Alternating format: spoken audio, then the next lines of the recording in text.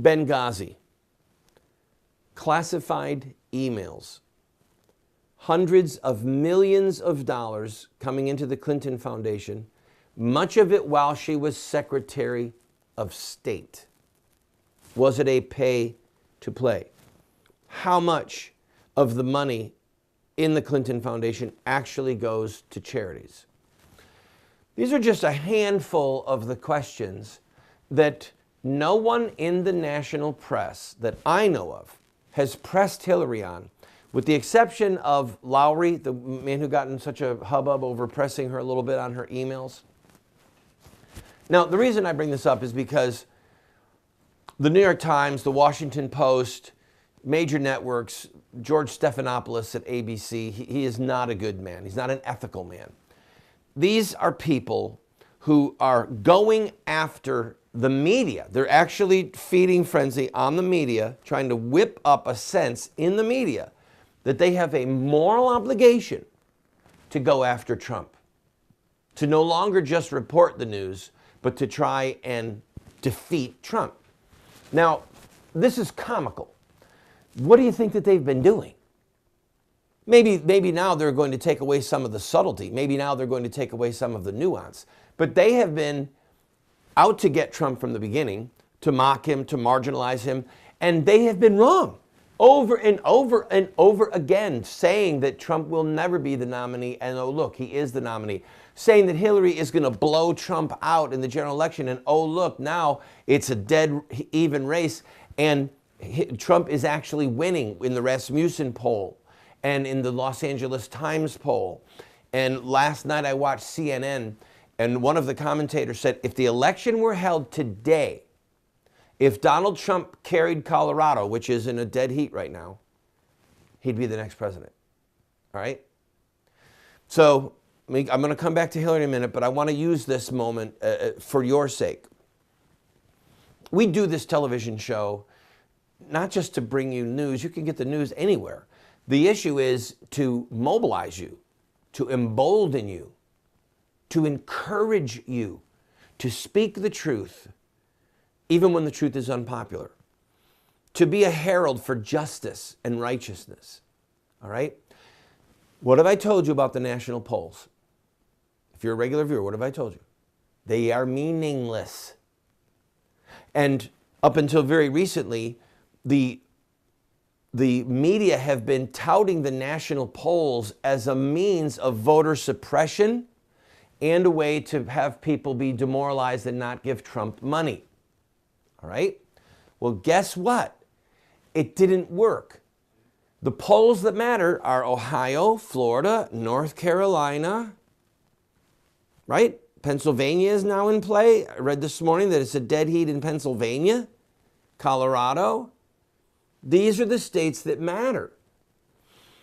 And in the month of August, Trump broke all records and raised $100 million. And I believe most of it was from $200 and below donors. That dwarfs what Romney did. Mitt Romney did, in the same window of time, did $67 million. Trump did $100 million.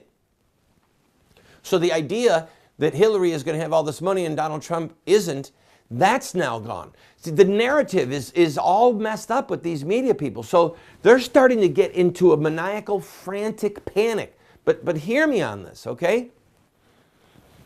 Their ethical compass is shattered. And I'm going to be a little bit harsh here, because sometimes the truth requires that we be harsh, or that we at least speak clearly. If someone in the media does not do an in-depth study on two things regarding Hillary. One is her support of the brutal murder of innocent babies by abortion. And number two, the support that she has shown for Islam, a religion, a political blueprint, a military blueprint that is responsible for the death of millions and millions of people from the dawn of Islam to the present day. Okay? The oppression of women, the oppression of men, the oppression of children. If a media person does not look at those two things, then we know that they are ethically unfit to even discuss the news. I'm going to explain more when I come back. No, I'm going to finish this point now. I'm going to finish it now. Hold on to that break for me. All right. Oh, listen, I'm a journalist. Let's pretend I'm a journalist. And I go into a concentration camp in 1942 where people are literally being killed and burned. Okay? And I go in and say, Sergeant Schmidt, what do you believe about the Nazis' policies regarding the Jews? And then he gives his little thing. And then I say, Mr. Seinfeld, what do you think about the Nazis' policies? And then he makes this, and then I say, well, there you have it, Bob. You can see there's a big disagreement here. We're going to leave it to the viewer to decide. Back to you. Do you see how offensive that would be? If a journalist doesn't say, there's a Holocaust going on here. There's a Holocaust going on. We're going to show you the ovens where people are killed. We're going to show you the gas that's pouring in. We're going to show you the crematoriums where they're burning the bodies. That's the story. And the fact that most journalists at the level of covering Hillary believe in murdering babies by abortion, and they have no clue of the threat of Islam, true historic Islam, and then add to that that they will mock those who hold to a Christ-centered worldview, believe in the Blessed Trinity, who believe that abortion is murder, that marriage should be between a man and a woman. When you put all that together, you see that the media is a huge part of the problem, and Hillary is the villain in the narrative. Hillary is the enemy of righteousness, the enemy of the laws of God in this narrative. And they can be smug, and they can say, well, Bob, you know, those red states and the people in the deep South where they cling to their Bibles and their guns and believe that abortion is a sin and all this. Well, we know that they're in Trump's camp, but really the issue is whether or not Trump had good steaks. And the issue is whether or not Trump University really gave people what they wanted. And the issue is whether or not Trump said that Hillary started the Obama birth certificate thing and then Trump finished it. This is an outrage. We have to go after Donald Trump. Ignoring Hillary. Ignoring Benghazi. Ignoring classified emails. Do you see? And it's because their ethical compass is so perverted. These are perverted thinking people. You have to understand that.